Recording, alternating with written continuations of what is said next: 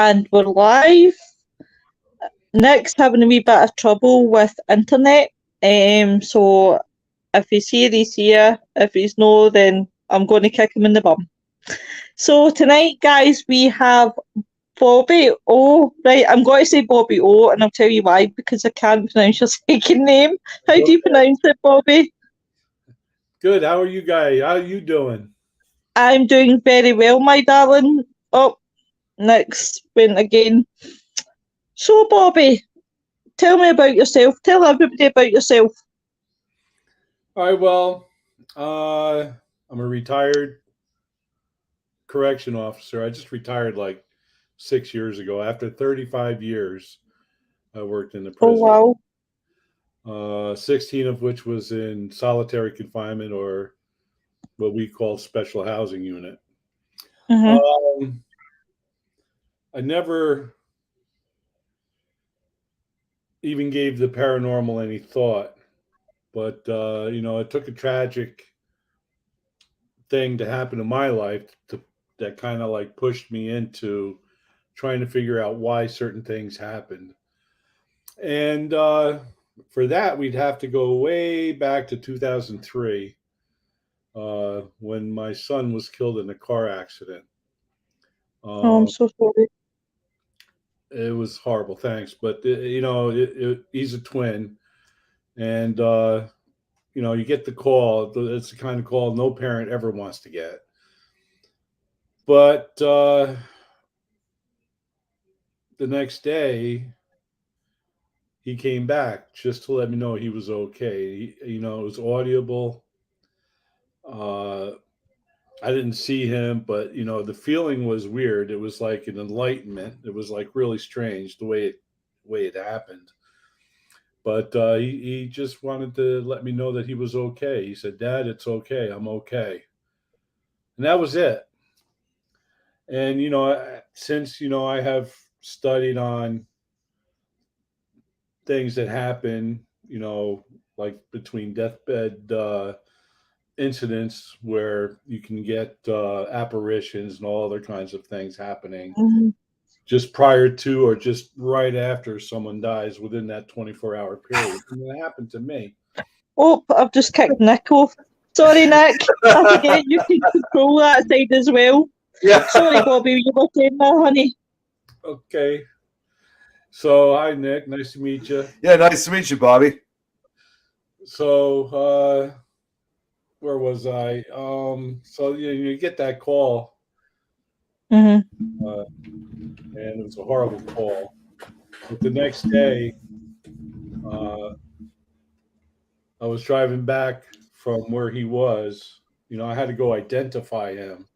The state police, they make you go down to identify the body and all. So I was like extremely messed up. But like I said, I never in my life hallucinated that way. So I don't think it was a hallucination. But as I was coming back, he just let me know that he was okay. He said, "Dad," and he actually had to get my attention. It wasn't that I heard it and that was it. No, he said, "Dad," and I blew it off because I'm like, "Nah, that can't be real." And then he goes, "Dad." I'm like, "Yeah." He says, "I'm okay. It's okay. I'm okay." And that's what, through everything that I knew and Eric. held to be true, and threw it right out the window. So that's when I started getting interested in the paranormal.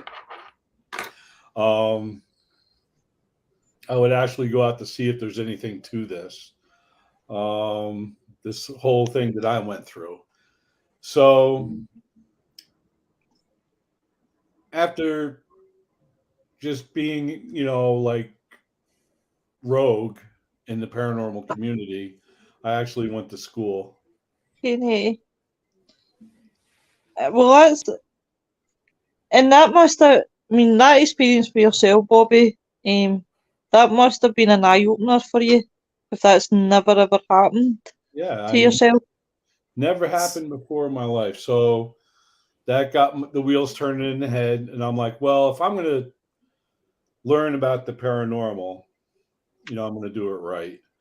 So after a handful of years of going out and doing some exploration, and typically haunted places. I had a friend's home, actually. It was the Seven Gables. It was the oldest home in the area and in the county, actually. It was built back in the 1600s, actually, when the first settlers came over from Europe, Wow.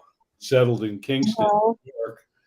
It was built, they actually had taken apart the boat to put together this house. I mean, they used the wood from the boat to put together this house. It was an amazing house. And I got them on there somewhere online. But that's why I would go and just experiment. My friend said it was always haunted by a guy named Russell, and it was. Also, his grandmother was there. We ran into her. But it came to the point where I would actually use this place as a stepping stone for a lot of people who wanted to get into the paranormal, and use it as a training area because it was always active. This guy Russell liked to play, or he was crazy in life, and he was just as crazy in death. He would play games with you and toy with you a lot. So it was fun to be able to use this home, which wasn't occupied by anybody at the time. And I would bring in people who were interested in the paranormal, and we would go there as like a little training or training session. First to see if they can hack being approached by a ghost. Here.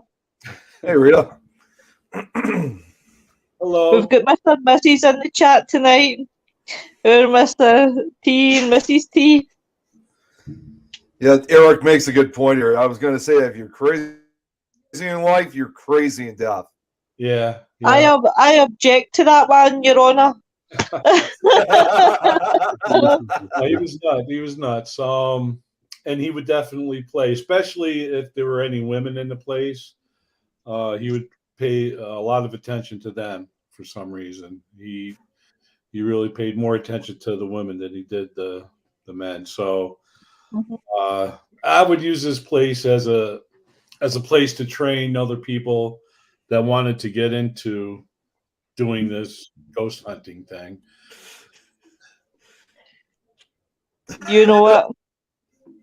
See what I've got to put up with, Bobby, and you wonder why I'm crazy? He's surrounded by all these men. So then, after a few years of, it got out there that I was doing this. So I would get from work, people would get a hold of me, and I would, they had some issues going on. They wanted, just to make sure it wasn't something nuts. I would go in and I would look around and do a little study. But then I said, if I'm going to continue to do this, I'm going to do it right. So I went and took the course through the Rhine with Lloyd Auerbach on ghost hunting, and it really helped a lot, and that's where I'm at today. I'm in Florida, up in New York, where I'm from. There's fall and winter, and people go from outside to inside the house. And in the summer, you never would get much calls because everybody's outside enjoying the weather. But come bad weather, the cold weather coming in, people go from outdoors to indoors, and they start sitting around inside the house longer, and they start noticing things. They like, oh, what's that noise in the corner? Yeah. Rattle over here under the sink. And then they start calling. But down here in Florida, everybody's outside all year long. So, Right. And the spiritual level also, people down here tend to be more spiritual or religious minded, as opposed to the Northerners, where they could care less most of the time. But down here, they're pretty much, they're very, very spiritual. So they're not to, want to get involved in anything like that, like the paranormal, ghosts, right? That's because they got that separation between, that's not a ghost, it's a demon. Right away it's their demon. So that's where I'm at now. So I don't have nothing to go on down here. I got called once to an old folks place, but just to walk around. They didn't want any equipment. They didn't want any, anything obvious that I was doing. So I just walked around just to see what I could notice. But that's as far as my investigative experience in Florida goes. And if I'm correct, by the way, since you said a lot of people down in Florida are more spiritual, if I'm correct, Florida, isn't it part of the Bible Belt, as they call it down there? Yes. Yeah. The Bible's. I figured it was. The Bible Belt starts, I think in Virginia. Yeah, I think so. I think that's where it really starts. And from there down, it's like you got a church on every corner here. Right. I want to ask you something, Bobby. Seeing your whole time, right? I know, obviously, before you weren't skeptical, but what was the word that you were using what you were saying about began with a C? The who? See, when you were telling me about you studying the Bible, you used the particular term for it, right? See, before obviously all this happened with your son, right? See, when you worked in the prisons, did you ever feel any spirits round about you at that time? No, never. No. I mean, when I was a kid and we were all sleeping up at Seneca Lake at my grandparents' cottage, there's this old stairway that went down to the lake to the boathouse from up on the hill. Mm-hmm. The stairs were like really long. And one night there was a bad thunderstorm, and all we heard was this. Oh man! Coming up the stairs, but it was like forever. That was the only other possible experience I've had as far as the paranormal goes. And like I said, I worked in the prison system for 35 and a half years. And, oh wow! And I worked solitary confinement for 16 of those years. And there was. Let me just ask you as well, Bobby. See, solitary confinement. I'm trying to build that image in my head, but was it like dead? That obviously wouldn't be dark for you prison officers to see, but did you have your own wee office and then there was cells? All right, well, it was like a cross-shaped building. The front part was administrative, like we had our kitchen area, we had where we strip frisked the people coming in, and we had the storage area where their property went. Then we had a little medical thing. They're like little teeny offices, and then we had the TV room and library at the end. Then we had the control room in the center, and then the wings, the three wings, A, B, and C. Right. C. I've seen design. I see it's pretty typical for a lot of maximum security prisons. They have that kind of cross-shaped design for the solitary confinement areas. Right. And I worked at one of the oldest jails in the state, Eastern Correctional Facility, and oh wow. Yeah, it was built in 1896 or 97, something like that. They built it. They brought it down from Auburn, New York. Oh, Auburn. They brought the inmates down on the canal on rafts to build Eastern, and they went out back and they cut the granite chunks. I mean, big, huge blocks of granite out of the mountain and built this castle of a prison. So, but that's where I started, and then they built a jail next door, and I went there and I opened that special housing unit or solitary confinement because I was already in the one at Eastern, so I went over there and opened that one. Now, do you know if that the prison that you worked at is it still in operation today, or? Oh yeah, okay. Yeah, my son's a lieutenant there now. Oh really? That's awesome. Oh wow, that's amazing. He's lieutenant. See, he took after his father and went into the prison section. Yeah, he's there. He's there doing it up. Eric says, did anything happen when you were a corrections officer? Well, a lot happened, but nothing paranormal.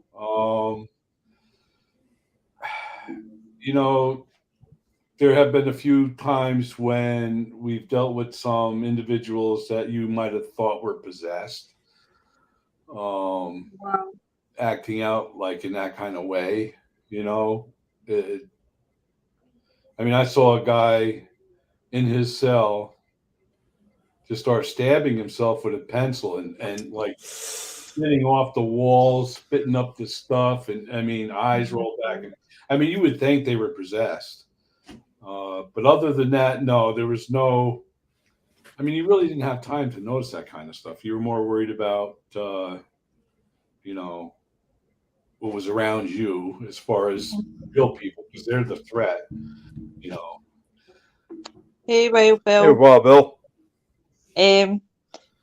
So what made you go into that career, Bobby? What made you go into obviously wanting to be a prison officer?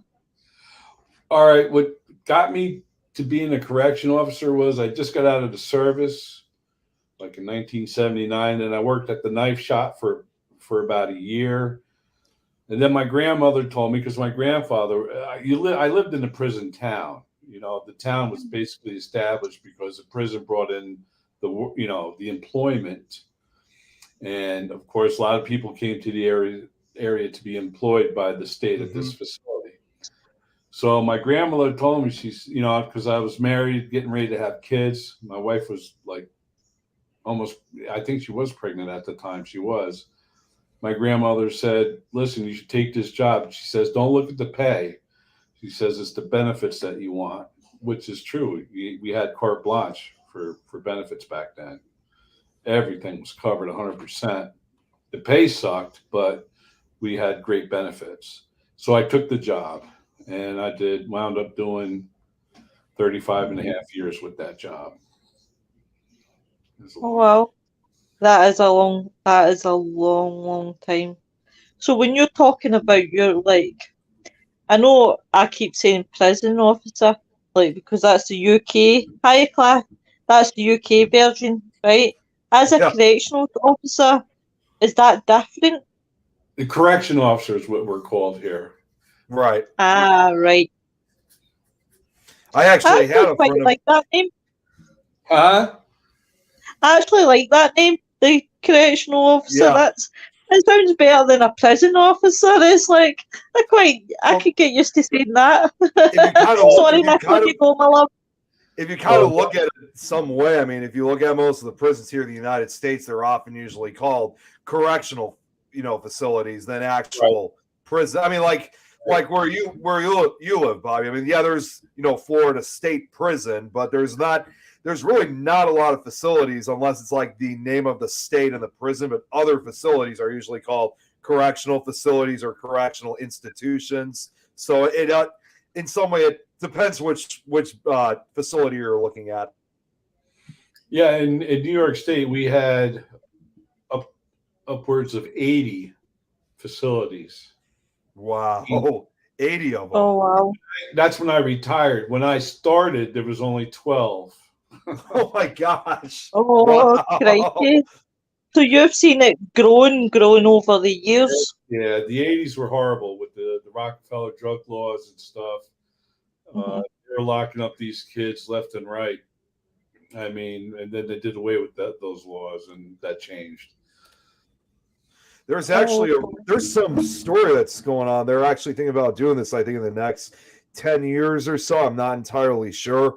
But one of New York's historic prisons, Rikers Island, they are considering about closing that one down, I think by the 2030s, I think. But, of course, there's no guarantee, what will happen next 10 years. But the New York Department of Corrections was talking about possibly closing it down. I don't think it was because it's an old prison. I think they're closing it for other reasons. Well, Rikers isn't a state facility. That's actually It's federal, isn't it? No, it's a county jail. Oh, county jail. Okay. So like, say in your hometown, you got the county lockup, right? Right. Well, that's New York City's county lockup. It's huge, but it's New York City. It's their county lockup. Right. We at Ulster Correctional Facility, where I retired from, which was built right next to Eastern, we were a reception facility. Hi, Joe. getting new commits from New York, from around the state, but 98% of them came from New York City. We'd get the buses from Rikers every day. But I mean, it wasn't uncommon to have between 100 and 150 new commits every day coming through the system. Wow. Wow. So it was crazy. You've probably seen it for really when it was in its early stages until what it is now. Have you seen much difference from when you first started to now? Yes, there's a huge difference between then and now. Not only with the type of convict you get, but also the way that the system the prisons are run today, as opposed to back then. Oh yeah. Back then, it was no joke when I started. It was no joke. Today it's not as tough. It's not as strict, or it's not real prison anymore. It's more like a college campus. Right. I've seen a couple reports about that. It's really been a lot looser than how you described it. Yeah, it's a lot looser, and that's why it was time for me to go, because us old timers couldn't take that looseness. No. There's actually another. Go ahead, Lois. Go ahead. No, you go, Miss Sweetie.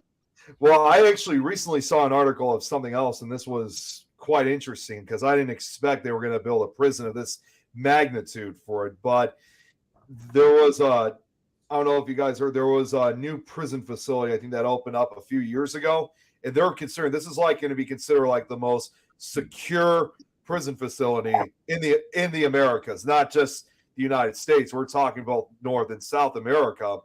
But I was kind of surprised to find out where they built this prison. It was actually down in Central America, down in El Salvador. And it's like, it is so big. It's supposed to house like up to 50,000 inmates. And the majority, they may stay true to their word that they're going to be really strict, but considering a facility that huge and the inmates they bring in, because the majority of the inmates that they brought in so far are mainly members of like a lot of the Hispanic gangs like MS-13, 18th Street, Mexican Mafia, some of the most dangerous, notorious gangs that you think of, and all being brought together in this one building. I mean, I'm hoping that they are going to be able to keep it, completely controlled, but the prison is still new, so they're just starting this out. So I guess we'll just have to see how things come. But I never imagined like El Salvador would be that country to have the most secure facility in both North, Central, and South America. Well, I don't know about having 50,000 convicts in one place. Yeah. That first is a big security risk right off the bat. It is. And number two, gangs. Hi guys. Gangs are a dime a dozen, especially up in New York State. We had them all. We had them all. Latino kings, 5%ers, the this, the that. Yep. You had the Rasta gangs, you had the Spanish gangs, you had the Afro-American gangs. You had them all. We had them all. The white gangs, the mafia, a lot of old-time mafioso guys I had. We had them all. Eric's saying, my dad worked at Lincoln Boys School as a teacher. That was a juvenile corrections. He was a teacher, and I heard a few stories from him. Cool. Sarah, I was going to respond to Sarah's comment. Yeah, Sarah, I'm doing fine. We did have a couple close calls with the tornadoes that affected our area, but fortunately, I still have a roof over my head. Everything's in one piece, so we're fortunate. It's nice and warm over here, but fortunately, as far as I'm concerned, there shouldn't be any more days coming up, at least for a while, before we have any more severe weather. starting to come And down. Nick's sitting there praying, please a tornado so I can get out of there Thursday and Friday with that wet. See, if you didn't know, Bobby, I live up in Chicago, Illinois. So there are times that sometimes we get some pretty bad weather up here, too. Yeah, Florida here, we get some bad weather, too. Oh, yeah. I've Oh, heard of the hurricanes. Eric says But they're calling for some today. they're shutting down the prison on Wisconsin. I don't know the word beforehand. You will be able to prove that. See, I'm actually surprised. Yeah, they're shutting prisons down all over the place. It's a new manner of thinking nowadays. They figure, let's not incarcerate them. Let's retrain them. Mm-hmm. Do you think the problem is, right, Bobby, when obviously you were talking about the prisons and how the word to use for it is relaxed. You know, how the prisons have came from where now you're getting TVs, you're getting consoles, you're getting, the things that I've heard about. Well, this is just prisons alone in the UK. You're getting PlayStations, TVs, you're getting, paid to do work, basically, in prisons. They could buy, like, things from a shop. I couldn't believe. I mean... Well, since I've been out, they've allowed them to have TVs in their cells. I mean, if it keeps them in their cell and quiet, I'm cool with it. It's when they're out and about and being stupid is when things get a little edgy. They've always had commissary. They could always, they worked in the shops that we had. We had the steel shop, the mattress shop, the paint shop. I mean, they had a lot of different shops within the facility where the mess hall, everything that an inmate did in prison, he got paid for. And he was on the payroll. They would get like maybe 25 cents an hour, maybe $1 a day, if that. So they'd have $5 at the end of the week, and they can go to commissary to buy whatever they need to buy.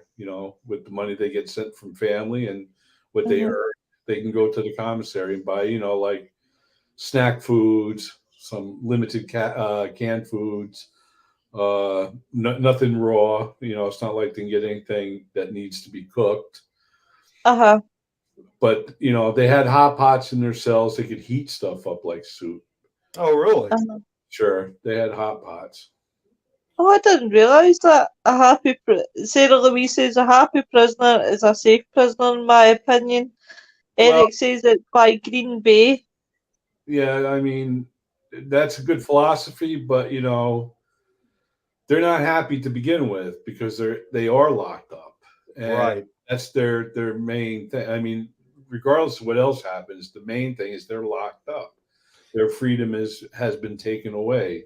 Mm-hmm. And that's never going to make them happy. Right? Yeah, especially if they got to spend. Attitude. Well, and not to mention when you got inmates that are locked up, and it could be several years before they ever get out. Because even if, say, for example, if someone was sentenced to, like, let's say just like 5 years in prison, that may not sound terrible, but to that person themselves, that just sounds like a lifetime away. And the thing is, when in New York State, when they decided to close the mental health facilities for the criminally insane, they spread them out throughout the state penitentiaries that for normal convicts, that weren't Fruit of the Loom type. We were finding them getting stabbed up in corners. I mean, we were finding bodies all over the place because the population didn't want these crazies there. The general population said no. Right. Here. So that we were finding them, and not to mention that they were stupid enough, the crazies, they would go up to like some of the old gangsters that had like a gold chain or something around his neck. They were snatching these chains off of these old gangsters, and like I said, we were finding them all stabbed up in corners and stuff.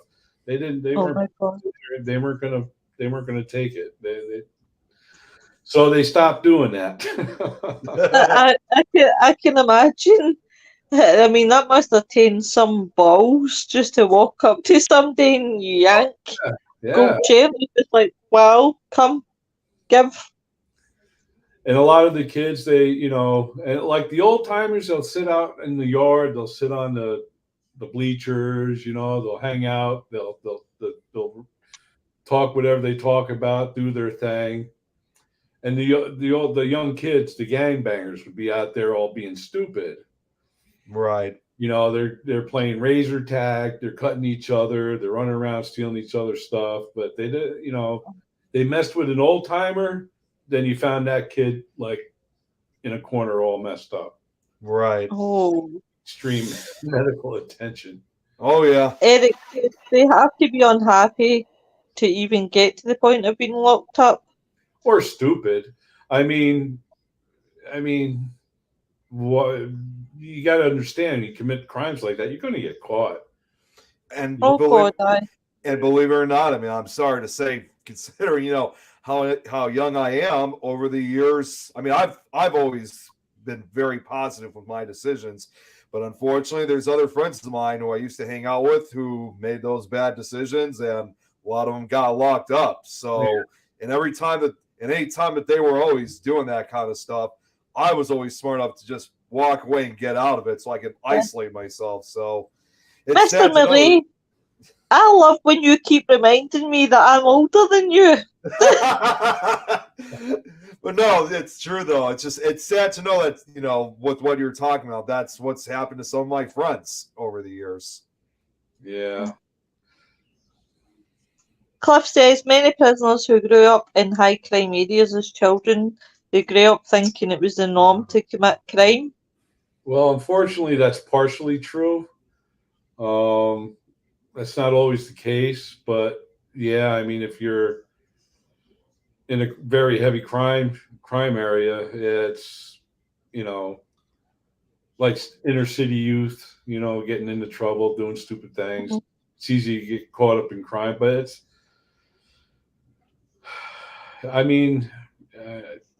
it's crazy. It's crazy. I mean, some of the things that these kids were getting locked up for, but it's not like they get locked up right away either.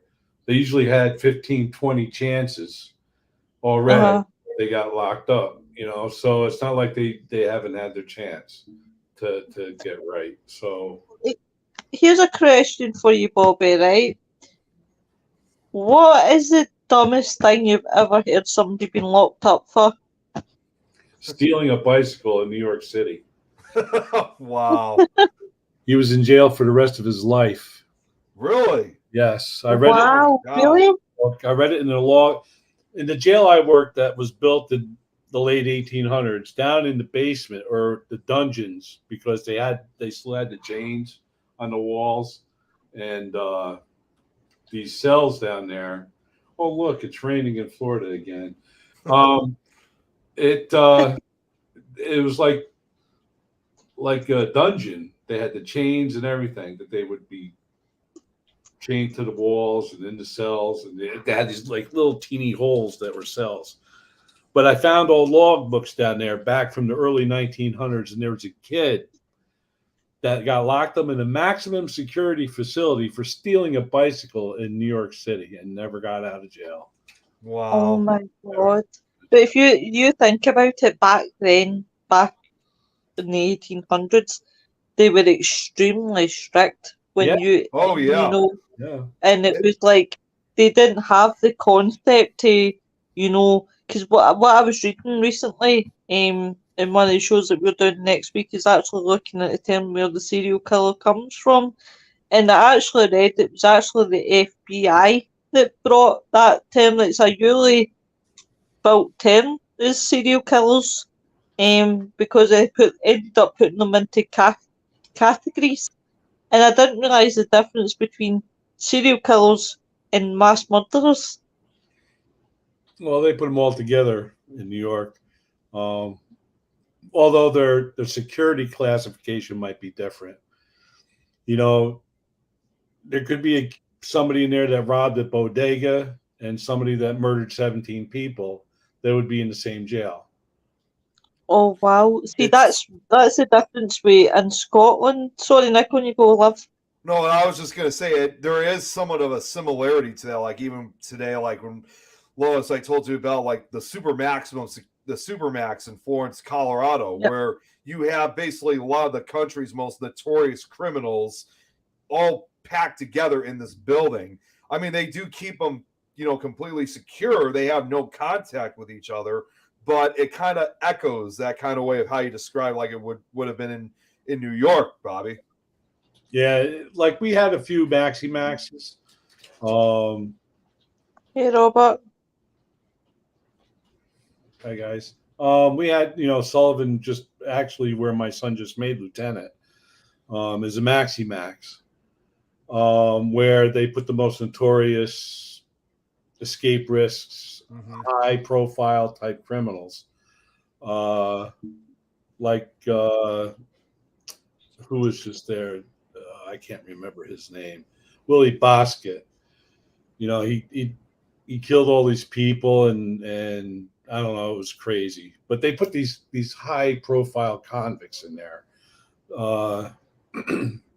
So to keep them separated throughout the state, they don't want them trying to get established anywhere. And that's why there's a lot of transfers. Usually inmates don't stay long at whatever facility they're at. They're always moving because towards the end of my career, I went on transportation. And basically what they would do is they would move these inmates around, especially ones that have any kind of organizational skills that they already showed that they were organizing something in the yard, nothing good, but they guys on a rotation basis. They would just keep moving around the state so they could never get a foothold in any facility, that they couldn't get themselves established. But the real high profile nasty criminals go to like Maxi Maxes. Right. Before the Maxi Max, we had just one place up in Clinton. It was called Clinton APPU, where they would put these real horrible people at, or they would put them in psychiatric centers for the criminally insane. So, and that's a challenge. Oh, I believe it. Eric says it's a good thing to learn early, Nick. Walk away. That's exactly Sarah what Levy I did. says, or desperate, if they have nothing on the outside, homelessness or starving, if people get locked up so they have a roof and food, that has to be one option to desperate people. I'll come back to that comment, Sarah. Punishment then was terrible for the very little. And then Eric says, yeah, but a lot of prisons in America are their own crime syndicate. Drugs and anything you want gets in. Well, I wouldn't say anything. I know a lot of drugs get in. Of course, we all know how they get drugs in. He comes in on a visit. They transfer the balloon from one to the other. One goes and gets it out of their system, and then the other one swallows it. Yep, they're called mules. I heard. I don't want to be too graphic about it, but right. I know they're called mules. Right, they're mules.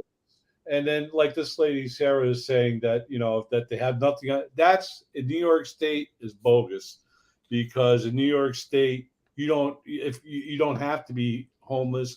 You don't have to be starving. You can have a roof over your head and 3 hots in a cot. In New York State, I can't say like down in Florida they don't care if you starve to death or live in the woods down here. But in New York State, the politics, the way the government is run up there, or society is up there, is they will house you, they will feed you, they will clothe you, they will do all this other stuff for you. But in other states, they don't do nothing. Like here in Florida, if you're homeless and you're hungry, you're going to starve to death and sleep in the woods. They don't take care of you down here. Over here in Chicago, it's kind of neutral in a way. I guess that's really the best way I could describe it. Like there are places like where homeless can go. They can have the roof over their heads. They can be fed and get clothed. But then, unfortunately, there's I guess it depends exactly where you are in the state. Like if you're in Chicago, you may have benefits there, but if you're somewhere else beyond throughout the state of Illinois, considering also it's more rural than where I live, you're not going to have very much of that. So it's kind of like it's like half and half, if you will. Yeah. So like that's being desperate really isn't an excuse anymore. In places like New York. In Florida, it probably is a good reason. Yeah. Because it's a difference in the politics. It's a whole totally different ball game down here. Yep. Down here, like I said, if you don't have a job, you don't have a place to stay, you're screwed because the state's not going to take care of you down here. In New York, they take care of you. I mean, over here in the UK, and obviously I can only speak for Scotland. In Scotland alone, there's people that like I grew up with. I'll use that, and a close family member of mine. And the problem is they find prison a lot easier here because it's like they don't have to pay any rent, don't need to pay council tax, they get fed all the time, they've got work, they keep their wages, they don't need to pay tax and things like that. And a lot of the problem is, and this is why I kind of would love the rehabilitation. I can say that word tonight. Yay! Try to say that word. It came out like gobbledygook. The problem with rehabilitation is it doesn't encourage them to stay out. What it just does is then they want the easy life of going back into prison, and that's the problem over in Scotland, that people become so institutionalised by what they know in prisons that they can't cope in the outside world. And many of the boys that I grew up with, heaven forbid where they are now, but they couldn't survive life, outside in a normal reality life. They wanted to always be in, and I can always remember hearing that one of the boys that I went to school with had said that basically that he would do anything literally to go back in and never come back out. And I just think it's so sad. It is sad, and there are people that are in prison that are the same way. They'd rather be in prison. They got 3 hots in the cot. They got free medical. They can have family come visit. They can get conjugal visits. They can get packages. They have festivals in the facilities. Oh, do they? Yeah. Really? Yeah. I didn't know that either. Sure. I didn't know that either.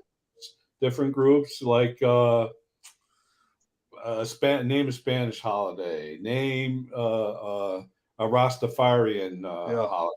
Name this holiday. They all the different groups of inmates. Like the 4th of July, there's the most obvious one. So the 4th of July, like they have a big festival. No, that's not. That's not what I mean. It's more of a ethnic type thing to help. Right. I get you now. So it's I get what you mean. So like a Spanish holiday or things like that. Like not everybody celebrates, the 4th of July. I mean that the facility would celebrate 4th of July. They get a half a chicken, they get extra cake, on the holidays, whatever. They might have a holiday meal. But when there's a festival, that ethnic group, or like say even a religious group, the Muslims, the Christians, the Jews, they would all have their festivals. Oh wow. Their people would come in, the visitors would come in. They'd be given a spot, in the back, out off the yard, but not in the yard. It's not, but it's an open area where they can be with their families, celebrate whatever they're celebrating. They eat. They have all the food catered and brought in, and then that's it. And then that's their festival. Robert's got a question for you, Bobby. Do they get better treatment in the hospital than the prison? Well, they get treated good no matter where they are in prison anymore. And as far as going into the hospital, the inmates would love to be in the hospital more because of the nurses. Right. Oh, Yeah, well, if you've because got that's different like stuff, that's what happens. that's like the only time that they ever see like women at Right. that So point, because they they're like being in the hospital because of the nurses. They want to see the women. Oh, Eric. Eric's asking, are you near Sham? That's Right. it. I know what he's talking about. It's a mistype. He's talking about if I'm near the town of Champaign, which is in Illinois. Yes, he said stupid phone. Eric, no, I'm actually Champaign is down in it's literally like on the eastern side of Illinois, but kind of more in the central part. It's like central eastern Illinois, if I could put it, close to the Illinois-Indiana border. It's about 3 hours south of me, so it's a little bit far. I actually thought he was asking you if you wanted a drink there. I was going to say, where's my fucking I saw that already. I already knew what he was asking. drink? And it says some people can't cope with outside. It's easier to be in prison. Eric's going, what's going on with your background, Nick? What are you talking about, Eric? There's something going on. Bobby, another question for you. Bobby, did you ever feel sorry for a convict who told you a sad story of his life from Cliff? Yeah, there's it's kind of hard sometimes. I mean, 98% of the time, no, but there's always a few that you do. Once you understand what they're in prison for, and what the actual crime is, sometimes you got to feel sorry for them. But 98% of the time, no. I was going to say, I heard it's typical for correction officers, especially who are trained, who basically are desensitized by, you don't show too much emotion to the inmates, but there's always that, every once in a while you kind of can't push that story away from you. Well, yeah, and the biggest thing is you don't want to know what they're in for. Right, I figured. That'll totally bias your opinion of them, the way you work with them, the way you talk with them. Because if he's in there for raping 15 kids, I'm not going to have that good of a dialogue with him. Right. No, I can't even. I cannot even imagine. I don't want to know, what they're in for. But the very few that I did know about, that were in there for some of the stupidest things, and there was a couple that I actually felt sorry for, but not as a general rule. Right. Here's a question for you, Bobby. Have you ever worked with prisoners that have been later convicted to be innocent, that have actually been found to be innocent rather than? Well, you see, unfortunately, in America, if you're in a crowd and someone in that crowd commits a crime and you're around them, you're going to jail too. I don't know why that is, but it's guilt by association, and I never really felt sorry for them, but I mean, sometimes I do. I mean, it's a really weird experience, but whether they've been in there unjustly or not, there might have been one or two in my career that I would say, yeah, man, this guy shouldn't be in jail. Eric says there was something weird showing up behind you on the wall on your right-hand side right now. I have the green screen behind. I think I know it because there was some like pixels are showing up on the right-hand side. That's what he was asking about. It was just pixelation. Yeah. But going back to the paranormal, where is your favourite place you've been, where you've investigated? Well, I solely do personal home investigations. I don't do these places where people go, except one time my wife got tickets for me and her son to go to the Trans-Allegheny Lunatic Asylum in West Virginia. Oh, wow. I was just looking that place up a few days ago.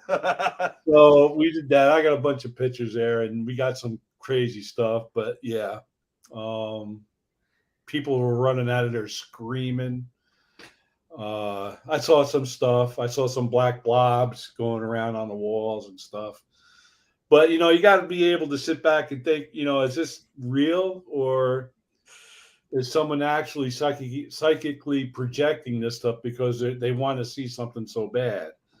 Because that's an actual problem. You could be in a room with like 5-6 people, and if there's one person there that's like possibly psychically active, able to project and not even know it to people around them, like an apparition or something, those things can happen. But yeah, the Trans-Allegheny was pretty cool. I did see a few things there, like a blob, saw some shadow type movement, but that was it. That was it, really. It's creepy, the place. I mean, it really is. But I can imagine. I can kind of relate to that in some way, because actually, Lois, do you mind if I show a video? Because believe it or not, this video is actually from a jail that I investigated. I thought I'd show you guys. Oh, well, I suppose since you asked me, Nicholas, I suppose so. This was actually, considering since, like you said, we've been talking about jails and stuff, I thought I'd show something that was the result of a haunted jail that I went to. This was about, it's only like a minute video, but what you described, Bobby, was kind of like what we got. This was at a place called the Crown Point Jail, which is located in Crown Point, Indiana.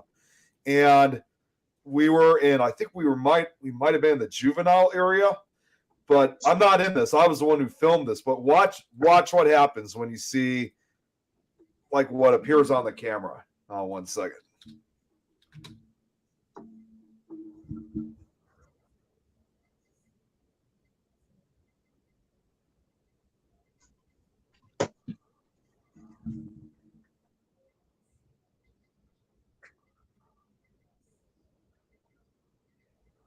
Now look at this. You see this black mass that shows up? Like right around here? Oh, wow. I see it, Nick. Head disappear? Somebody said? Oh, yeah, look at that. Yeah. Oh, wow. Yeah. And it stays there for like a minute. But the guy that it's on doesn't know it's there. Is that you? No, he doesn't know that it was there. And when you're reviewing videos, usually when you're reviewing videos, usually you see the stuff after you recorded it. This actually occurred while I was filming. I mean, I'm looking at the little monitor and I'm thinking to myself, what the hell is that? And that light that you're seeing, that's coming from the camera. There's no lights or anything. And the whole room was dark. So there was no reason whatsoever for a shadow like this to show up. And I was checking behind me. Well, and it gets better. Hold on 1 second. So it still stays. Unfortunately, I do turn the camera up a little bit to the ceiling so people know where. See, and there's nothing that's causing a shadow. And wait here. I think Eric wants to come on. I'm just going to send Eric the link just now. Okay. The only thing I can think of, if that's not an entity or some kind of black mass of some sort, it's optical, because as he moves, you can see it, the variance taking place there. The shadow actually moves with the movement of the person there. If you rewind I don't know. I mean, that's what I would have to. Well, this is where things get interesting, because eventually, in a few seconds, the shadow is going to move up. See, it moves up, and wait, watch what happens next.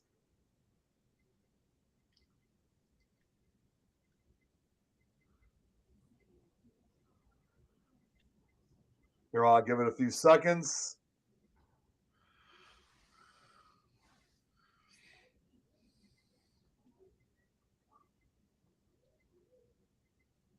See, and then it comes right back down. Oh my God! Holy shit! And then it moves back up into the ceiling. Yeah, Nick, the camera.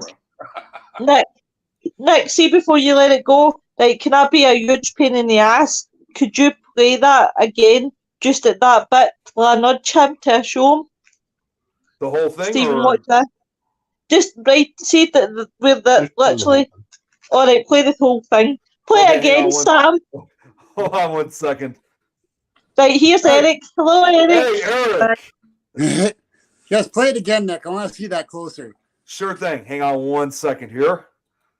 It's like, play it again, Sam. Casablanca. All right, so want me to start from the beginning or just part of the video? Do start that again, Sam. It's fine. Like, watch the screen.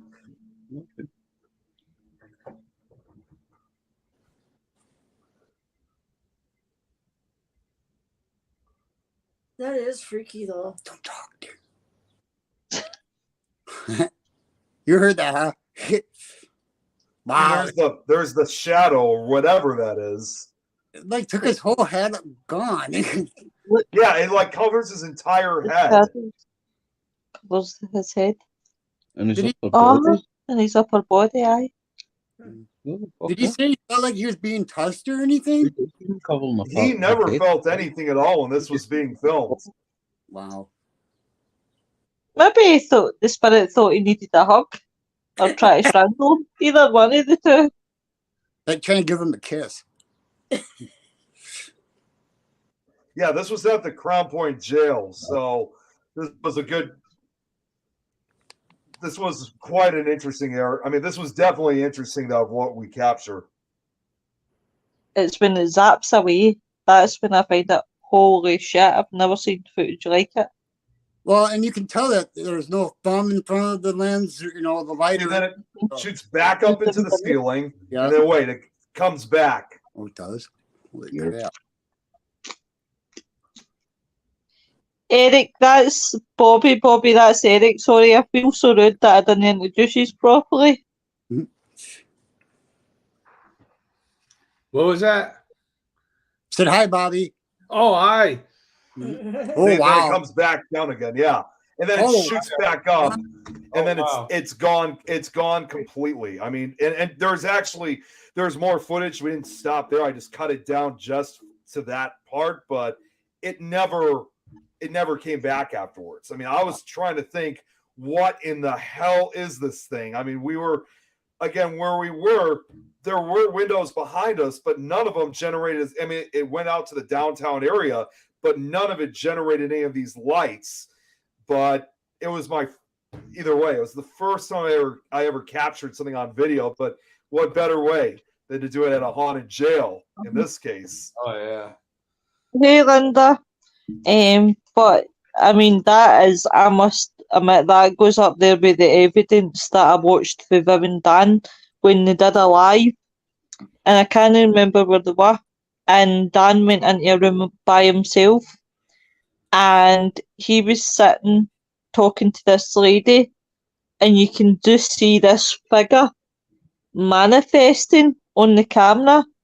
It was like you could see her skirt, and you could see the outline of obviously the body.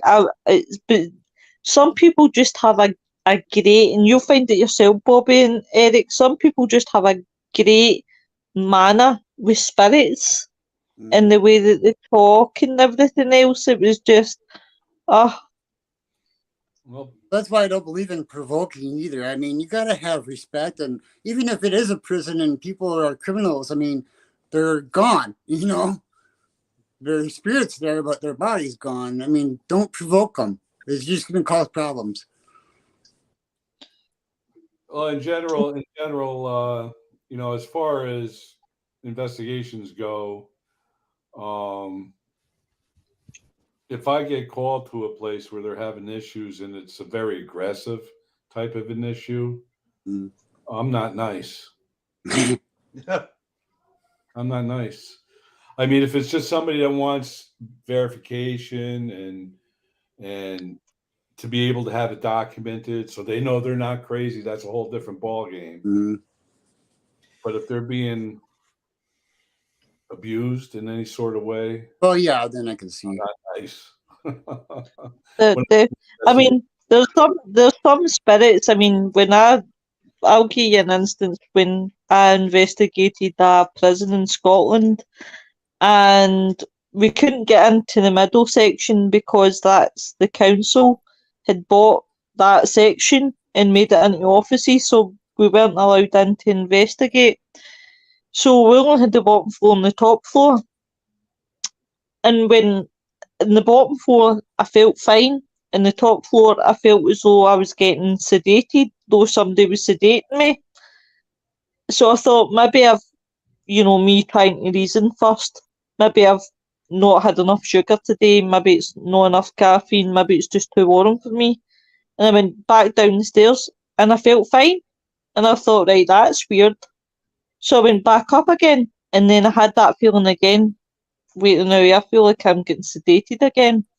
So in the EVP, I had said, can I just ask, is this where you were sedated? To the response of, fuck you, you bastard. Well, I was howling so much. Do you know it took us half an hour to do an EVP because every time I turned it on, I was laughing like a hyena and I couldn't get out what I was trying to say. But then I think about the languages. Like for example, when you're in a prison, you expect to be hearing fucking bastard and this and that and the next thing. You just expect to hear that, right?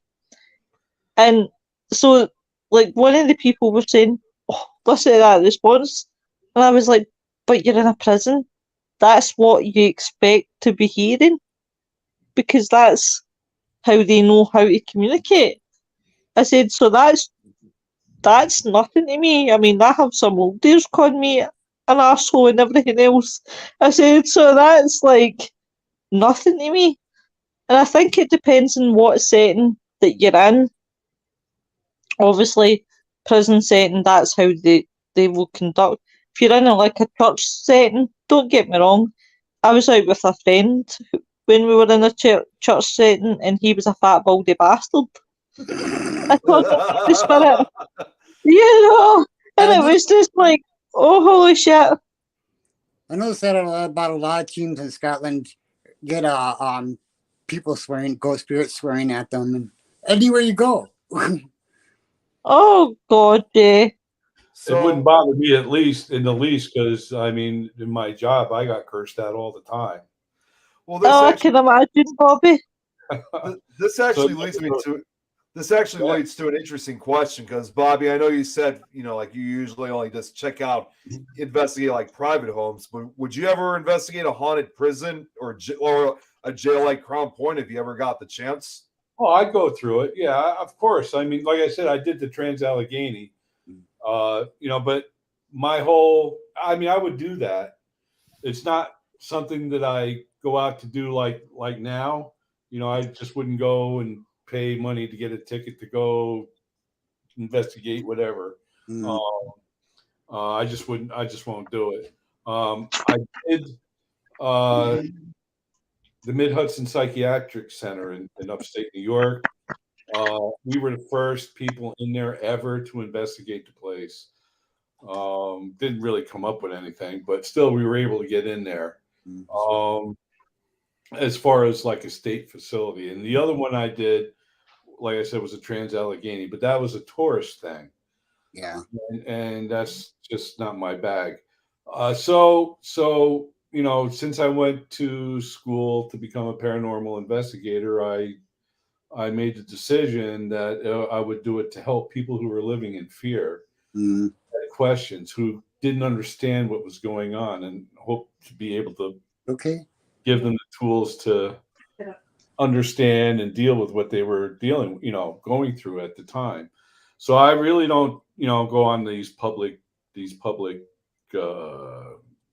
investigations. Yeah, these big things. There's a lot of hype behind them.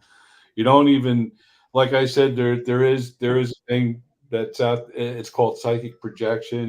People can get so hyped up they can actually be ones causing the anomalies to be happening all around you. I mean, they could actually be causing it. So I really like to be up close and personal with people that are experiencing things that they just don't understand in their home or business. I would do it for a business too.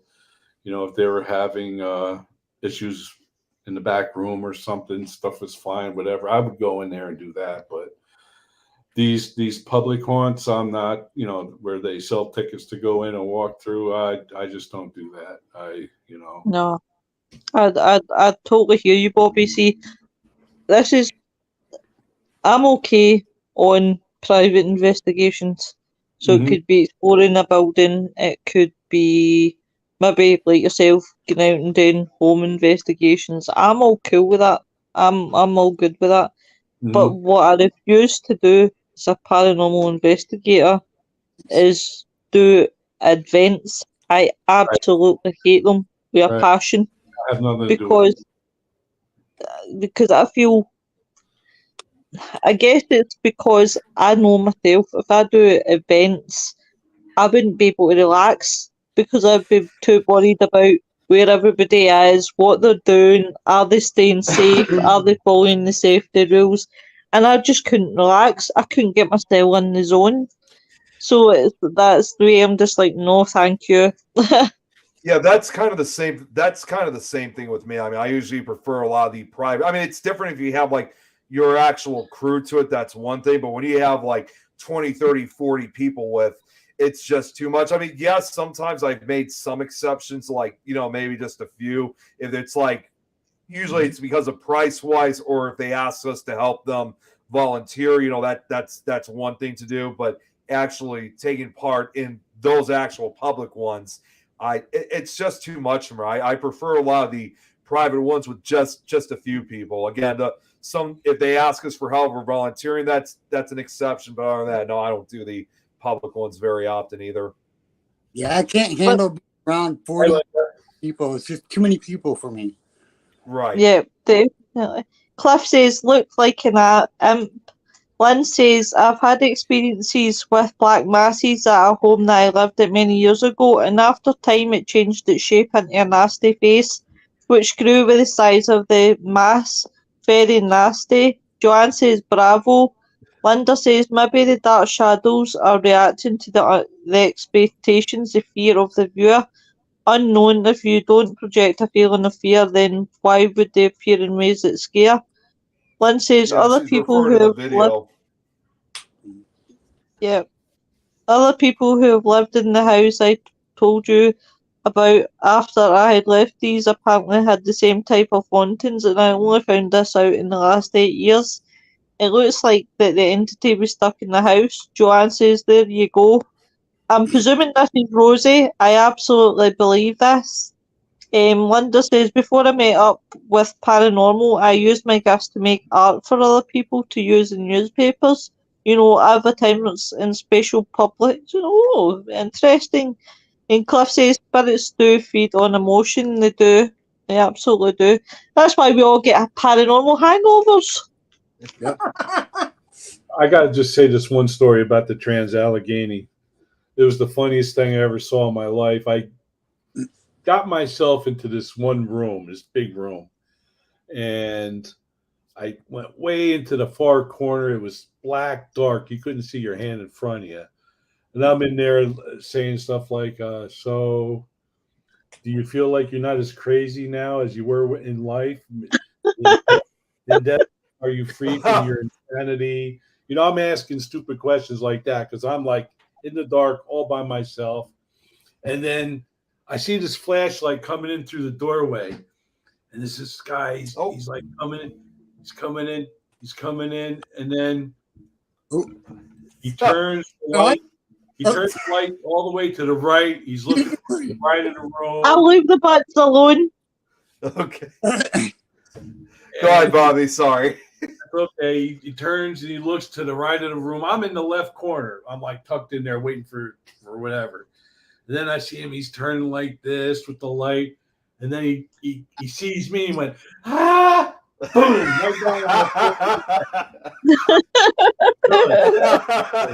Oh my God! I can imagine. Welcome, Rosie. Hey, Hey, sorry, Rosie. peekaboo. It's like peekaboo. I'm here and I'm not here. Well, I'll tell you what, Rosie. I'll tell you what, Rosie. Since you're just on off style in another 15 minutes, so it makes it worth your while, honey. But well, I was actually going to say bye shortly, but you've come on so style into 5:30, so that it makes it worth your while. So we're not dragging you on for hee haw. Yeehaw.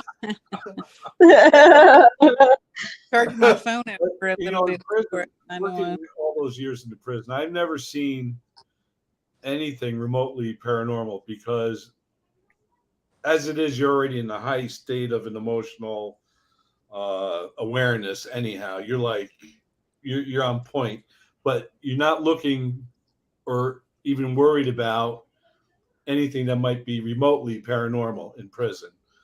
Do you think, Bobby, right? Because obviously you didn't have that situation back then. You were pretty closed off, and it wasn't until you had that situation with your son where it opened you up. Well, If that no, makes sense.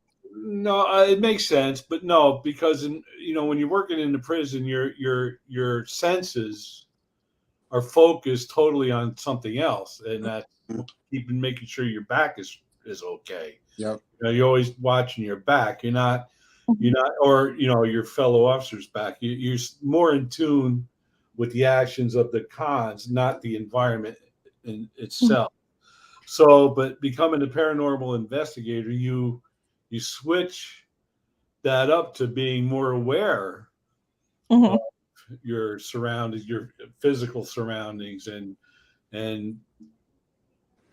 you're more apt to clue into or tap into what's actually going on behind the scenes around you in the environment rather than in the prison when you're looking to see if anybody's going to get stabbed or come after you or whatever. I can imagine. Right, guys, right, see if I vanish, right, shortly, it's because my tablet's sitting at 4%, right? Well, it's 3 now, right? So see if I evaporate. Thank you very much, Bobby, for coming on. I've really enjoyed the banter. But I'll talk to you until my tablet dies. Well, I just want to say actually one other thing. I just want to let Bobby know is that we're actually going to be doing an episode real soon where we're actually going to be interviewing someone who's actually a corrections officer himself, who's also a paranormal investigator. I don't know if you know him, someone by the name of Wes Coleman. Oh! Yeah, Lois, if you remember. I love Wes. I do. Yeah, Lois and I, we've been talking about probably having him on, and he's currently still an active corrections officer. He works in up in Canada, though, in one of the Canadian facilities, and he had formed the first paranormal group that's everybody is that's in it are active corrections officers of Canada. Oh, so, wow, really? I didn't know that. Yeah, I can't remember the full name, but the initials is COPS, and I know the first, I think it's correctional officers paranormal. Oh, it was just COP. It's COP. It's the I can't remember correctional the full name. officer. Oh, I know what it is. It's correctional officers. I'm going to get this right so I can get brownie points with him. But where did Rosie go? I was she was frozen. I think her phone was frozen. She lost connection. Hopefully she'll come back. Right. Paranormal Society. Eric, I wanted the brownie points with Mr. Wes. But yeah, at some point we're going to be having him on, though. So definitely check that one out when we do. I'm going to leave, right? But I'm going to leave yous on, right? Because this won't kick all yous, Nick. Because I don't want to do you where I leave and then everybody gets dragged with me. But I just want to say, for the bottom of my heart, Bobby, thank you so much for coming on, and I really, really did appreciate it. Without a doubt, you've been great. And Eric, I'm so happy that you decided to come on. If I knew you wanted on, I would have sent you the link at 8 o'clock, my love. All you have to do is ask, and I'll be willing to come on. Now, once somebody says that to me, I end up bringing them onto the show permanently. So That's be fine. careful for what you wish for. Right, guys, I'm going to go, but thank you so much, Bobby. Thank you, everybody in the chat, guys. And I'll speak to you all soon. Talk to you later. I'll see Bye. you later, Willis. Take Have a care. good day. Bye. Okay. I'm extremely late. I had to move. I guess my connection over on the couch was not good. I don't know why. So, did you guys have any questions particular for Bobby you guys want to ask? I did at one point. Sorry, what was that, Eric? Well, I did at one point, but I think I forgot what it was. It was something about, because we were talking about paranormal. You would think that the reason why all these prisons are, especially the ones that are closed down and are haunted, is because all that fear, anger, it's all has to be put out there in the world inside that prison. That's why they would be that way. Well, as we know, there are certain types of minerals that do absorb that type of energy, like a hard drive. And it can also be replayed like when it's energized, like through an electrical storm or some other means. So what you would have is this residual type things going on in facilities all the time. I don't think, like I said, I don't think there would be too many convicts that died in prison wanting to hang out in prison still. True. So I would have to chalk probably 90+% of anything you would witness in the prison as residual. Oh yeah, I can imagine. Like just our prison alone is built with that granite and the local conglomerate that was pulled out of the mountains. So, and like I said, we all know that these types of minerals and composites do store energy. So, and it wasn't really like noticeable to me anyhow through the years working in the prison. Yeah, because you're worried about whether or not somebody's going to get stabbed or you're going to get stabbed. Or Yeah. Right. So, we always had to be on point that way. I mean, our focus and our energy was totally not part of thinking there's a ghost or, I mean, there's been cases, in the facility where in the middle of the night you hear somebody just like screaming, bloody murder, and you get there and they'll say there's something in the cell. Yeah. Do that happen very often? Oh no, it doesn't happen often. It didn't happen when I worked. No. And, possibly like a schizophrenic person, maybe. possibly what? Like a schizophrenic or paranoid inmate, possibly. Well, possibly, but normally it would just be like out of the blue. Somebody would just start screaming, saying there was something in the cell. I mean, and not someone who was known to be crazy. Yeah. Usually those are whittled out, and if they're not heavily medicated, they're sent to one of the mental health facilities throughout the state. Yeah. For the criminals, not just like mental health facilities. Yeah. For civilians. But I mean, that would happen. It'd freak you out. It send that chill right up your spine because you don't know what's going on. You get down there and he's like, see, there's something up there. There's blah, blah, blah. But that's it. Once in a blue moon, and it wasn't a normal thing. But to them, it's like very real and they can still see it and you're not able to see what they're seeing, I'm guessing. No. If I got there, if it was me and I'd say, look, there's nothing there. And he'll say, no, it's gone. So it wasn't always there when I got there. Yeah. In the rare time it happened. I mean, I worked solitary confinement for 16 years. I worked the whole for 16 years. Yeah. So that'd be interesting. it was very, very challenging. Yeah. Bobby, I know you already said this, but I'm sorry. Go ahead, Bobby. Sorry. I worked in New York State prison system. I started at Eastern Correctional Facility. Then when Ulster opened up, that was right next to it. I went over there to open that special housing unit for solitary confinement, and I did the rest of my time there. How large was that special housing unit? Was it really big or was it kind of small? The maximum security facility held 1,100 inmates. Oh, that's big. Ours, which was an in-transit facility, because like I said, it was a reception center. We would get the new commits in from all around the different counties, especially from New York City, which we got the bulk of the new commits from. And we housed maybe 800 or 900. Yeah. I mean, they were always in transit. They never stayed there longer than 30 days. We had a cadre dorm that was set up for the inmates that worked there. They did work the kitchen and the lawns and ground, all the jobs, porters, painters, everything. So we had a dorm of inmates that we called them cadre inmates, and they were staying there. But the rest of the dorms were all in transit. They would be processed in. They start off at like the A dorm, B dorm, and C, like the North Compound, we would call it. And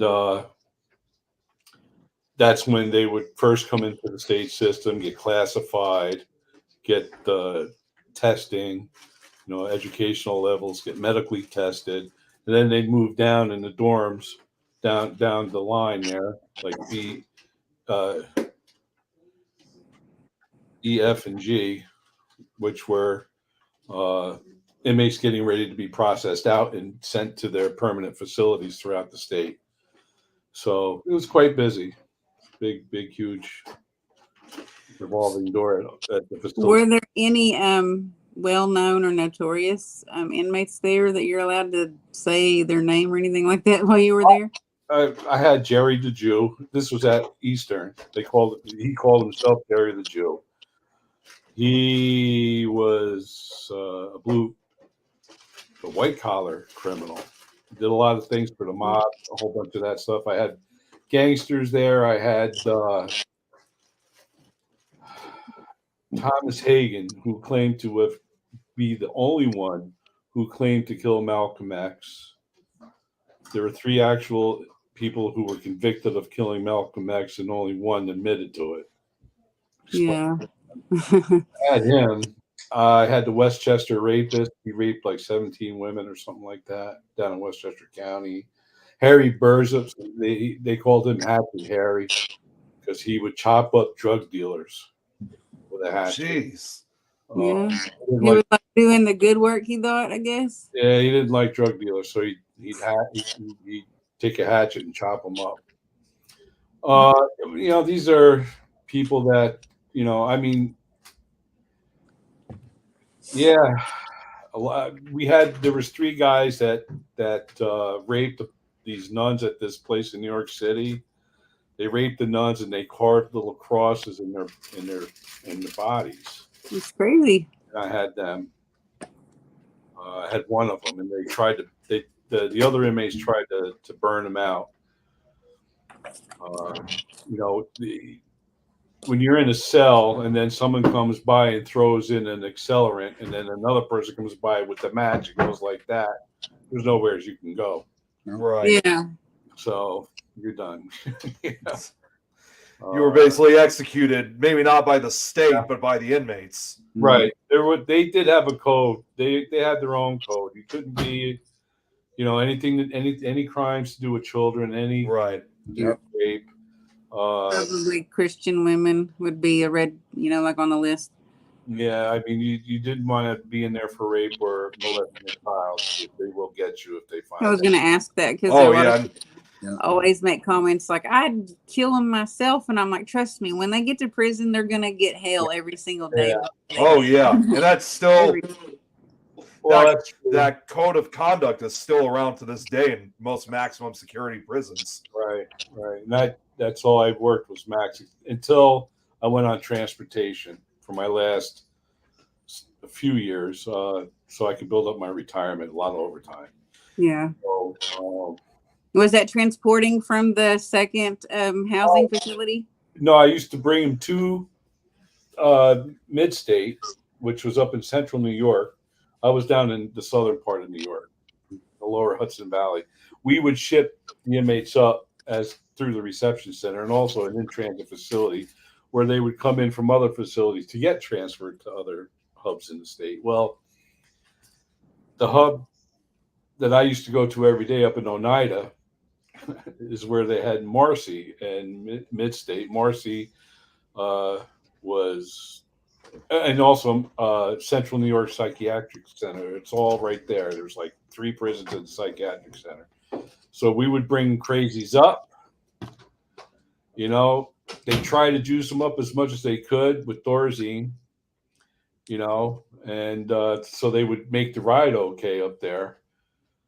And then the ones that are released to come back to their sending facility, they juiced up pretty good too to get them back so they wouldn't act up on the road. Although sometimes that Thorazine, you know, even though they juice them up the way they do, I mean, crazy sometimes it's just plain crazy. Yeah. And like it didn't work as well on some of them? No, it did. Nope, sure didn't. Probably if they had a high drug tolerance, it didn't work very well either. Yeah. No, but I had a good chain wrapping technique that helped with that. Yeah. I was Linda, thinking it must have been anchored somehow. So Linda had a question. You're saying if you worked the hold, did some of those prisoners go crazy? That was actually something I was thinking about asking earlier. Yeah, they were allowed 1 hour out of cell a day. In the morning when I would go in at 7 o'clock in the morning, I'd do my rounds. The first thing I would do, I'd go around to see if they wanted to go outside for their 1 hour a day exercise. We would take them out fully restrained, put them out into a yard that's totally fenced with razor wire around it. It's just like a little square, like a 20 by 20 square. It's like a cage.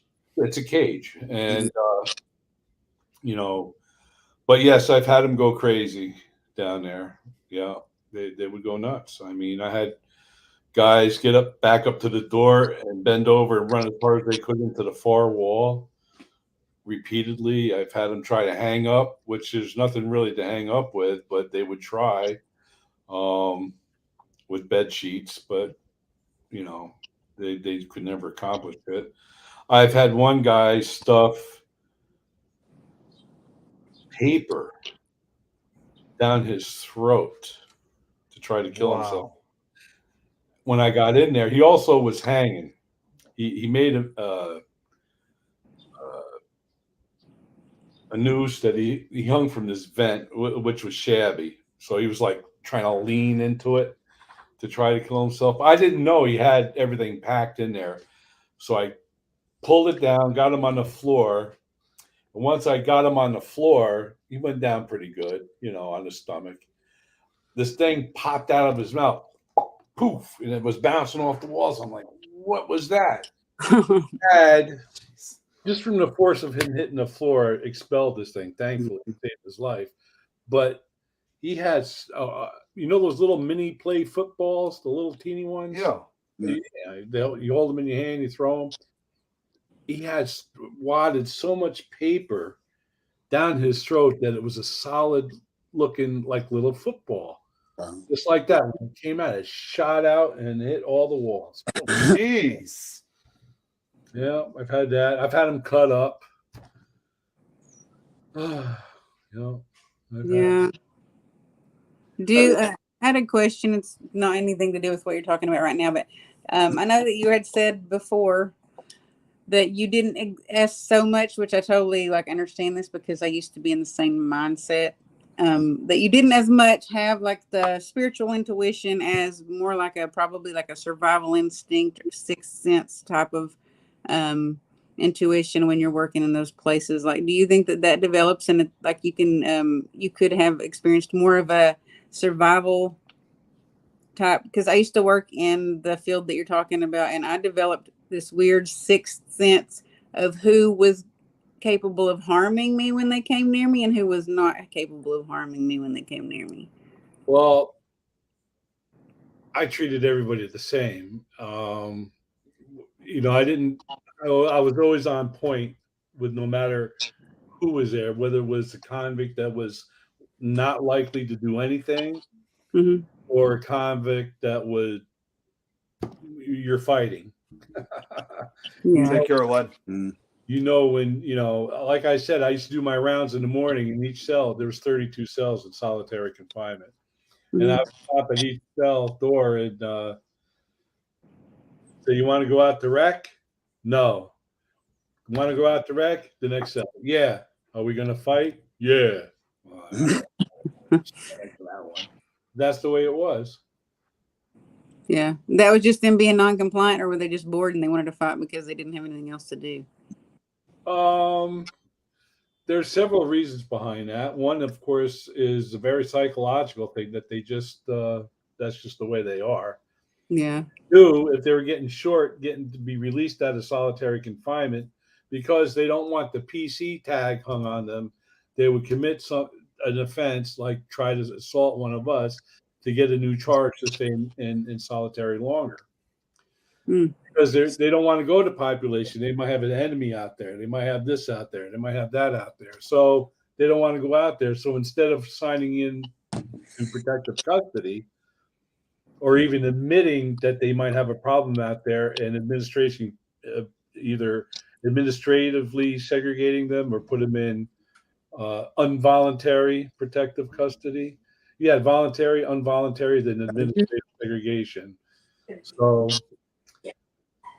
they would sometimes act out just to stay, to get more time in the hole than rather go out. Right, because I can kind of understand they're doing that so they don't want to be labeled as snitches, as they would be called. They requested to go to PC.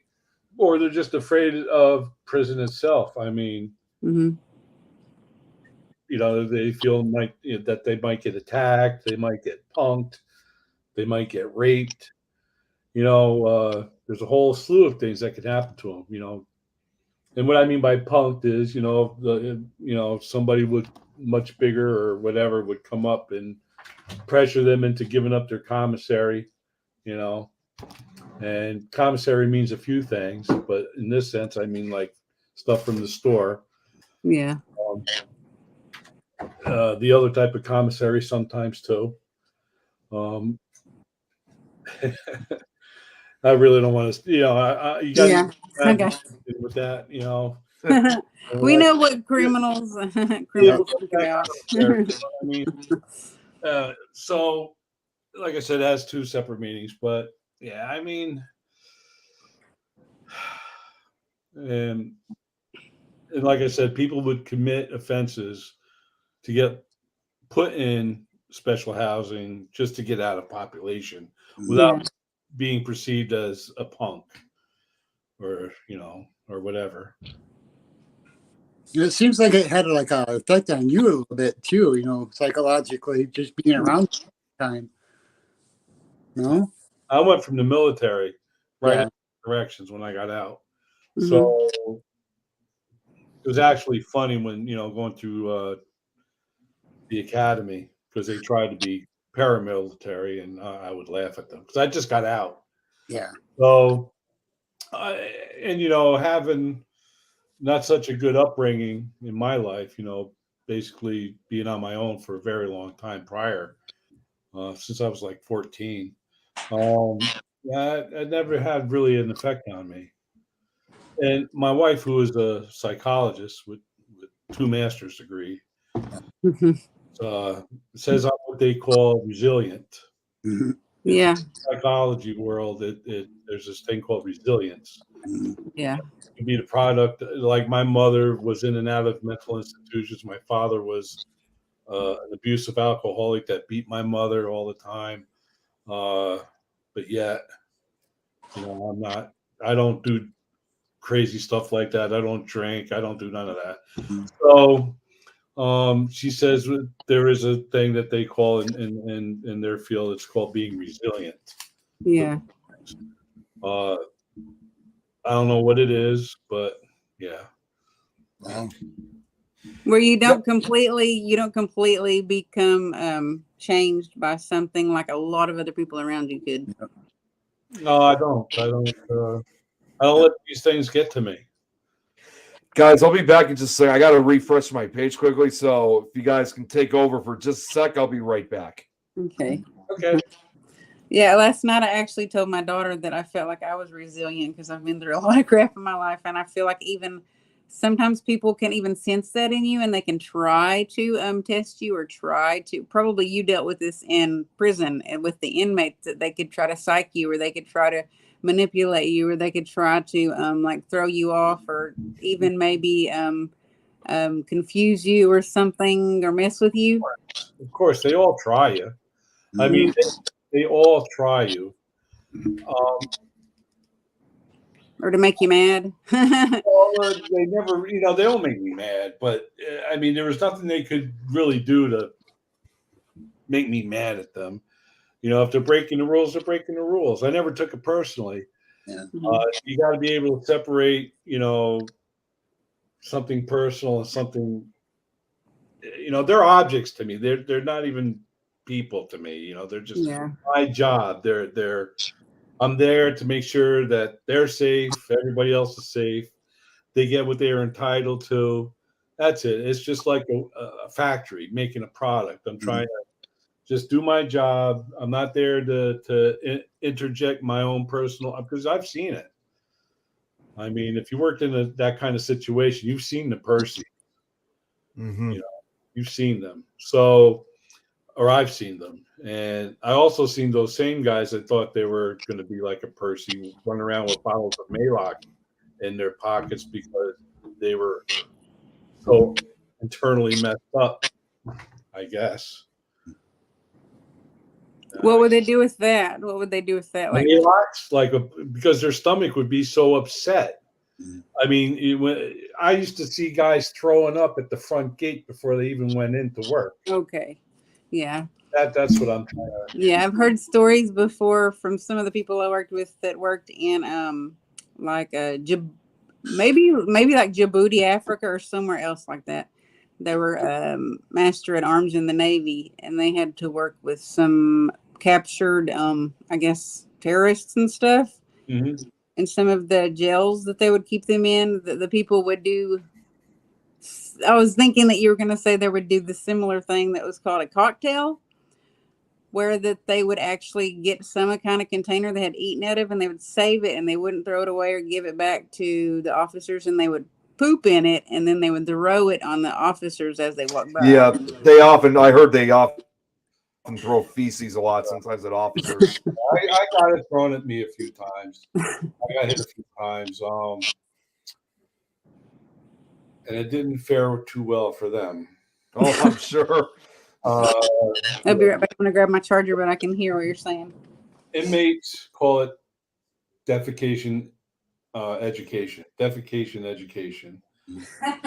They would literally go to the bathroom in a styrofoam, because the guys that are locked up, when they get fed up, they get styrofoam lids, like their milk or their juice or whatever. But they would save the cup in a lid, and they would defecate it, urinate in it, and make a little concoction and sit it on a heater with the lid on it for a couple of days to let it cook. Oh boy! Then they throw it on you. Yeah, that had to have been horrific when that happened to you a few times. Twice. Yeah, I have never had that happen to me, fortunately. Just people that I know have told me about it that happened to them, being like master at arms in military installations where they had to watch over prisoners, because I'm a master at arms, and that's my job in the Navy Reserve. What happened? I think so. I know. It's working on it. There you are. There you go. Now Okay, I when I can put in my charger, it just automatically went gone. It was bye-bye. So we got a question here also from Linda for you, Bobby, asking you, did you ever get the prisoner who had that look of madness in their eyes? Linda said she's met a kid who was about 8 years old with that look, and he would just stare at her. If you did, how did you get them to stop staring? You don't. They actually have a glaze in their eye. It's really weird, and I know exactly what she's saying. Oh. But you don't get them to stop because they can't. Yeah. Can't. Yeah, I've seen that stare.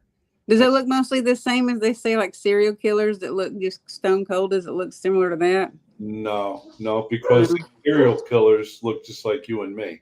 Mhm. Right. It's amazing. Really, Zoe? Really? Go on, go get them. So yeah, I mean, you never know. This guy was the Westchester rapist. You would never know this guy killed 15 kids and raped every single one of them over here. You would never know to look in their eyes that they killed like Yeah. innocent people robbing a bank. You really, I mean, only the crazies do you get that look. The real stone cold crazy type people do you actually see that foreignness, that glaze in their eyes. But no, this one guy I'll never forget. I had him working with me in the kitchen years and years ago. I hired, they gave him to me to be, or they assigned him to my side of the mess hall on the serving line. I gave him a job, whatever. But he looked like somebody you would buy flowers from down at the shop in the corner. Mm-hmm. Yes, murdered so many people. I mean, it's amazing. You really can't. You can't. Like Ted Bundy. Yeah, exactly. Ted, Everyone always has said that about him, and so many women had the hots for him, or they were just like enthralled by his looks or whatever. He was basically like this womanizer, but also everyday like type of person, and you would, unless you knew about it, you would never imagine that he was, a serial killer. Right, you'd never know it. You'd never know it. But the crazies are different. So now she's asking, did that glaze in the eyes, even if it didn't bother you, did it cause others to riot or back off? I guess other inmates. These crazy types with the glaze in their eyes are normally separated from general population anyhow. And they're always identified. They're always identified, even by the other inmates, that they're nuts. I mean, in before they actually, in the 80s, before they started thinking this was a problem with the psychiatric type criminal, the crazy criminals, they were just in general population. But then, they started designating tiers a block for SDU type. I used to call it stupid, dumb, and useless, but called it sensorily deprived unit. They were blind, they couldn't hear, they had mental problems, so they had their own tier in a block. So they got recognized that way. There was a guy that used to stand at the bars every day. He'd be just spitting. He was blind as a bat, didn't know who he was, and he'd just spit out his cell, try to hit anybody he could. I mean, these are crazy people. They're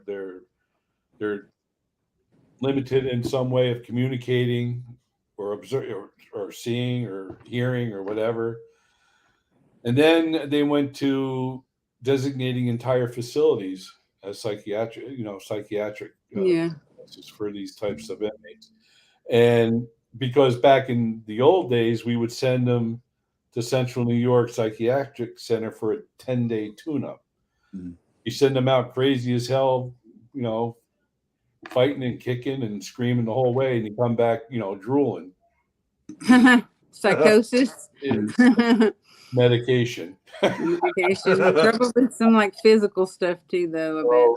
So that's how we would get them back. But it's not even like that anymore. Now they have entire facilities devoted to people with these issues, the convicts with these issues, that they can't make it in a regular jail, general population. So they designated a couple facilities now, I know in New York, that are strictly mental health facilities that take these type of inmates. So would they were criminally insane? Would they be like considered criminally insane? Right. There very few of those that have been given that designation as criminally insane. But there are facility, and generally, not only do the crazies go to these facilities, but also those that are in protective custody.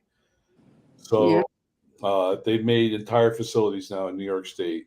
There's at least 2 that I know of that house these type of inmates. The ones that are crazy, and the ones who can't function in a normal prison setting, so they're in protective custody. They would easily be targets of normal inmates, if there is such a thing. They would be a target. You're saying they would be a sitting target, basically. Yeah, in general population, they'd be a target. They'd target getting that commissary. So I just thought this question just popped up because I'm kind of curious of this since you were in the solitary confinement. Correct me if I'm wrong on this too when I asked, but did solitary confinement, did that also include, because I know down in Florida you guys still have the death penalty. Did that include death row inmates, or did they have their own facility? Because I know there's death row for inmates and then solitary. Sometimes they kind of, I guess it depends which facilities it is. Did they ever contain any of the death row inmates too, or? New York State did abolish. I'm sorry. I was thinking of Florida. I know New York. Florida. I know New York State abolished the death penalty. Yeah, I know New York abolished theirs. They still had inmates on death row. Okay. So there are a few facilities that still have death row.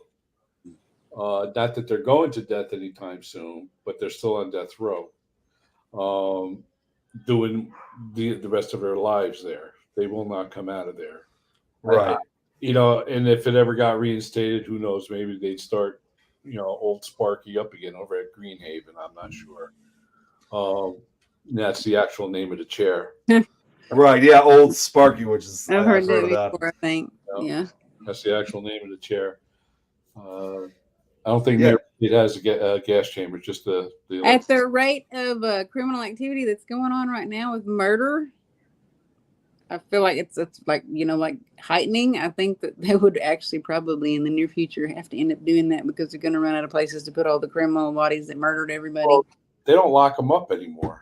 They don't lock these people up anymore. I mean, they used to lock everybody up back in the day, but they don't lock it. Not anywhere near as many people these days. Especially in New York State, they don't even have bail. You get arrested for a crime, and I'm sure I don't know how it is. Totally, I'm sure that if a body was involved, they're going to stay locked up. Yeah. Anything other than that, I think they're just there's no, they're released. They get arraigned and then they get released until trial. There's no bail. Yeah, that's kind of the same thing over here in Illinois. Is that I don't know really about bail, but for our inmates that are sentenced here, because Illinois is also another state that abolished the death penalty. So for the state of Illinois, if it's like a crime like murder, there's no chance for parole. So they'll never get out. Yeah. Well, they have, in New York State, they were able to, plead their way down, out of first and second degree murder to a manslaughter charge, so that drastically, significantly reduces the sentence. Normally, they don't separate them. They don't separate the inmates who are lifers and who are not. They don't. Nick was asking if some of those people go into solitary confinement. I think no, not just because they're lifers. No, they stay in general population. Usually a maximum security facility for many years, like 20 years. They'll be in a max. Then they might grade them to a medium. On good behavior. Yeah, and they might be able to get like a job, at the farm or something. The prison farm, prison, milk plant, whatever. They might be able to get downgraded because I know that's a fact because when I from the maximum to the medium that was right next to the maximum that was just built. I went over there and opened the special housing unit there. Every jail has a special housing unit. It's a max A building within a medium type facility. But anyhow, they would have to bring the chow up from the mess hall, and they'd bring it up in this big cart with all the trays in it. And, you know, every day the inmate would bring it up from the kitchen and ring the bell. I'd go out and get it. And one day I went out and got it, and it was this guy that I knew from the Max years ago that was a very dangerous dude, put it that way. Mhm. Oh, And I'm like, what are you doing here? Yeah. Facility. You know, they put me here, blah, blah, blah, blah, blah. But yeah, I couldn't believe it. You know, I guess after so many years, and if they're not, you know, active disciplinary wise in the facility, they lower their security designation, and they're able to get down into the mediums, or from a max A to a max B, where there's no wall, and they're able to work outside, either in the community, on the farms, the milk plants that each facility used to have back in the day. I don't even think they have that anymore. I've been out going on 7 years. Wow. After 35 years. wow. It's a long time. Well, you know, when you grow up in a place where there's nothing but cornfields, Yep. there's a prison sitting there, you know, what are you going to do? You know, I got out of the service, and I had a choice whether I went to work at the supermarket, Mhm. minimum wage, or take the state test and go work at the facility right there. And that was about a mile away. Mhm. So We actually got a facility. It's about 3 hours south of me, in the town of Pontiac, and it's very much the way I describe it. It's very similar because we have a prison down here called Pontiac Correctional Center, which is the oldest operating prison in the state of Illinois. I mean, it's not the oldest ever, but it's now, because some of the older prisons have closed since, but that one's now taking its place. It's been in operation since the 1870s, and it's housed a lot of those inmates too. But the problem is that there's actually been talks about wanting to close that prison down again, not because it's necessarily it's an old prison. It's just that the state doesn't have a lot of money to really continue operating it, and that, of course, creates a serious problem because it's the same thing. It's surrounded by cornfields. There's only a few other businesses around, so understandably, a town like Pontiac, the majority of people who live there are the people who work at the facility. And if the prison closes down, what are they going to do for a job? And the nearest other prison facilities that exist throughout the state, they're even farther out. We're talking like 2.5, sometimes 3 hours away. yeah, So that creates a serious problem for some of these facilities that close down. right. And likewise, when they had the big closures in New York State in the 90s, it was bad. They were closing jails left and right. But like you said, these towns are built around the facilities that they built. The towns were built by the employees that had to transfer into that prison to run it. Mhm. So they stayed within that area. And then the prison towns, when they close, the town goes.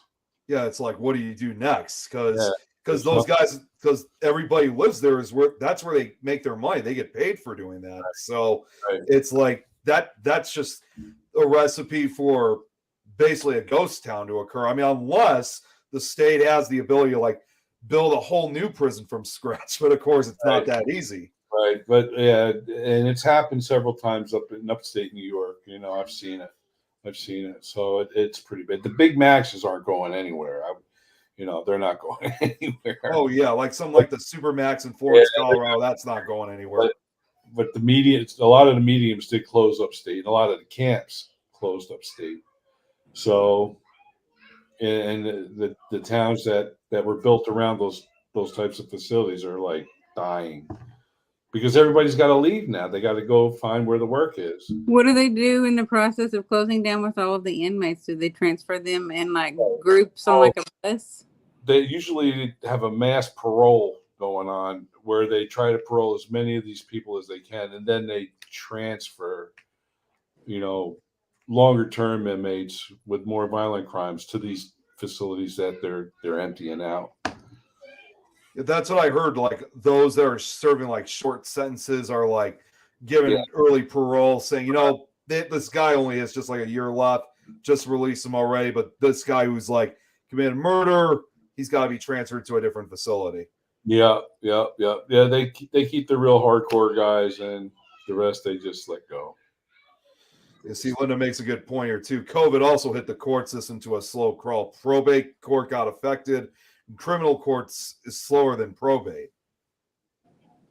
Yeah, I was fortunate. I was retired when COVID hit. Right. My son wasn't. that was, that they had to get tested like every week or something like that. Mm-hmm. It was crazy. I mean, what did he do? Your son? Where did he work? He worked at Eastern as well. He worked at the prison. Prison. He just made lieutenant. He starts Monday at Sullivan, actually, as lieutenant. He just made sergeant, and now he made lieutenant. So now he's awesome getting his promotion. Oh, congrats to him. Yeah, he's doing well. I didn't go that route. I went on the buses. I made more than captains. I made more than the superintendent. So really? I went on the road transportation. Well, are the buses considered more dangerous because you're out in the open like that, or? Well, yeah. However, they are mobile prisons. Yeah. Will do, Linda. Thank you. Yes, they were mobile prisons. I mean, they were caged. They probably had a high probability of accident with all those people in there. Yeah, they're not getting out. They're all chained up, waist chains, cuffs, waist chains, leg irons. So basically virtually making an escape impossible for the inmates. No, I didn't mean an escape. I mean, did they have opportunity to cause problems while they're being and then we used a lot more. We used to do what's called a short chain. Mm-hmm. Oh, short chain. Okay. You know what short chain is? I feel like I've heard of that before. I know what a chain check is. I was going to say I've heard of chain gangs, but not short. When an inmate's being very unruly, I mean, it was looked upon too nicely by administrative people, but I mean, what do? You don't want to beat, he's cuffed. You don't want to go back there and beat the crap out of him because that's not right. Yeah. So I would short chain him. And that's when you take that waist chain, keep it attached to the cuffs, right? Mm-hmm. You know how the chain works with the cuff in the black box. If you're in the correct, if you've ever been in that type of situation, the cuffs, the chain is still on the black box in the cuffs. So you just take it around off the waist, and you take it down underneath the leg irons, and you just up, basically tightening it. Yeah, and it goes. It ratchets them right down to the floor, so they're smelling their ass the whole trip. Instead of being able to start trouble. And that's what we would do. It's called. I would say that if they brought it on themselves, then they deserved it, though. Yeah, it's like basically a type of punishment. Yeah. What I would do normally, I mean, that was a rare occasion that I did that, but most of the time I just jammed with the radio. I'd call up front, tell them to throw the radio on and blare it. Put on a station, everybody be cool. Yeah, it's cool. So they'd be all happy because otherwise, a lot of other crews that ran their buses differently. That's how I ran mine. That's how I do my kids in my car when they're throwing crap at me while I'm driving and they're screaming at me, and I just turn the radio on really loud, and I'm like, "I'll talk to y'all when we get where we're going."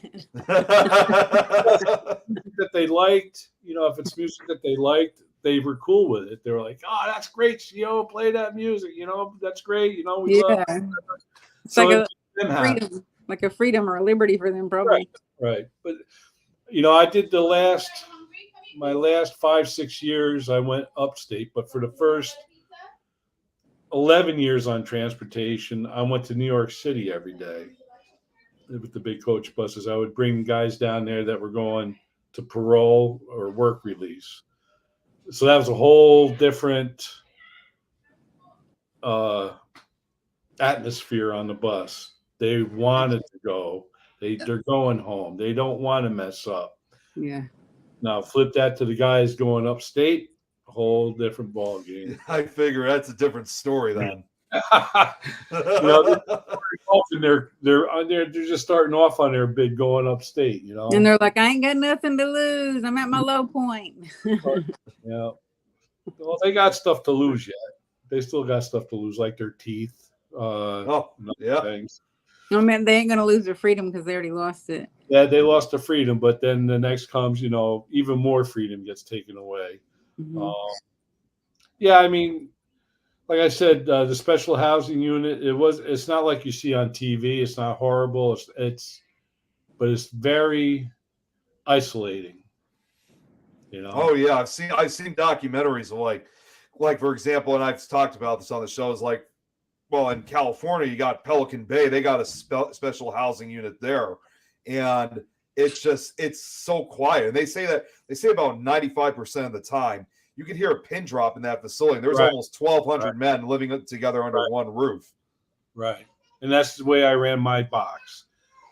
If they started acting up and yelling out the cells and making a ruckus, especially if it was close to a holiday, I'd make an announcement.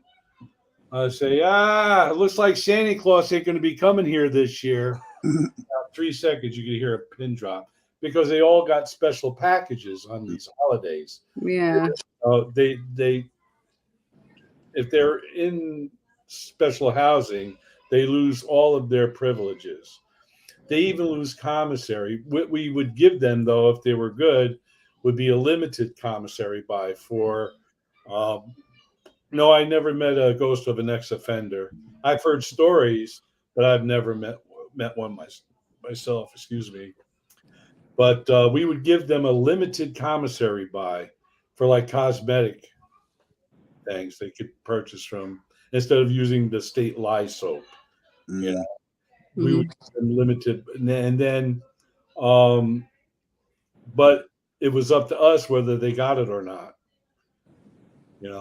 If they were being a jerk, I'd say, no, you're not getting it this month. Wait till next month. And I didn't have to do anything to do that, because it was a privilege I was giving them to go to commissary. But it was limited. They weren't allowed certain items. Also, packages. Their people can send packages all day long, with canned foods, like potato chips, like that. But and I would, if they wanted something out of there, if they had a can of soup or a can of beans or whatever they wanted, or a can of tuna, I would actually open the can, put it in their bowl, and give it to them. Yeah. It goes both ways. That respect, you have to, if they give you respect, you got to show them some respect. They're doing their time, they're doing what they're supposed to do, and they're not harassing me. You're going to get stuff. Mm-hmm. When you start messing with me, then stuff goes downhill fast. Yeah. That's weird what Linda just said. I'm wondering what's causing the video pixels to mess up with Bobby's face. It's weird, like he's being singled out. Me? I don't see it. I didn't see it either. I only saw the pixelation next to you up in the corner there. Oh, me? Yeah, on you, Nick. Yeah, I kind of figured because it was I think it was my connection. My connection was slowing down for a second. I started getting kind of concerned, like, wait a second, what's going on here? And then all of a sudden went back to normal. So that was weird. I mean, I'm seeing we're getting some pretty heavy storms out here. These homes out here in Florida are like a foot thick concrete. You can't hear nothing out there. But really? Before I saw some flashing going on, I'm like, oh, okay, the storms are here. Yeah, these homes are incredible. They're like bunkers down here. That's good. All right. Well, unfortunately, I think we're gonna have to eventually. We do have to end this because I actually got another show in less than 2 hours. But and it's gone over. And originally we were gonna just have you on for 15 minutes, Rosie, so you had questions of your own. But hey, you got your time in too. But Bobby, thank you so much for coming on. Very welcome. No problem. It's Yeah. not like I got anything else to do. I'm tired. Well, You're tired. we'll definitely have you back on though, because you know All right. because you know this has been a really interesting conversation. Yeah. Well, thanks for having me. I enjoyed it. It was great. Thank I you think very it's much. probably right to say this, and I think it's right to say this too. But most importantly, thank you for your service. What you've done, you know, for 35 years in the prison system Oh, And you're military service. For our military service too. and military service too. Thank you for your service as well. the first 26 blue spaders. And blue spaders. Yeah. Okay. Well, thanks so much. Yeah, Thank you. we'll definitely keep in touch, and like I said, we'll have you back on again real soon. And until then, I know some of you guys I'll see you later tonight on Supernatural Talk, but if not, we'll see some of you guys next week. So you guys all have a great night. Take care now. Thank you. See you later. You're welcome.